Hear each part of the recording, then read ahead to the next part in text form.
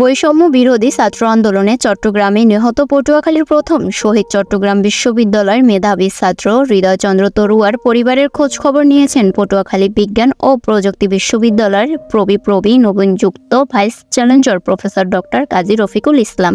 এ সময় তার সঙ্গে ছাত্র প্রতিনিধি, ডিন প্রক্টর, ছাত্র বিষয়ক উপদেষ্টা, রেজিস্ট্রার সহ একাধিক শিক্ষক কর্মকর্তারা উপস্থিত ছিলেন। রবিবার দুপুর ৩টায় পটুয়াখালীতে পৌঁছে বৈষম্যবিরোধী ছাত্র আন্দোলনের সময় পটুয়াখালী জেলার মির্জাগঞ্জ উপজেলার বাসিন্দা ও বর্তমান পটুয়াখালী শহরে চট্টগ্রাম বিশ্ববিদ্যালয়ের মেধাবী শিক্ষার্থী শহীদ হৃদয়চন্দ্র তরুয়ার পরিবারের সদস্যদের সঙ্গে দেখা করেছেন।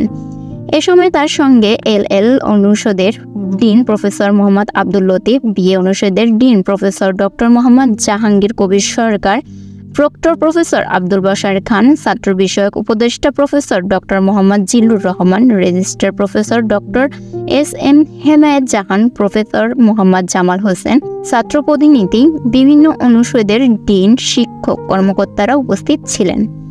এ সময় নবনিযুক্ত ভাইস চ্যান্সেলর প্রফেসর ডক্টর কাজী রফিকুল ইসলাম বৈষম্য বিরোধী ছাত্র আন্দোলনের সময় শহীদ হৃদয়চন্দ্র তরুয়ার আত্মার শান্তি কামনা করে বলেন, আমরা নতুন বাংলাদেশ পেয়েছি। আমরা আপনাদের সন্তান ফিরিয়ে দিতে পারবো না, তবে বিশ্ববিদ্যালয়ের পক্ষ থেকে আপনারা যাতে সম্মানের সাথে জীবনযাপন করতে পারেন সে বিষয়ে আমাদের ক্ষুদ্র পরিসর হতে প্রয়োজনীয় ব্যবস্থা গ্রহণ করব।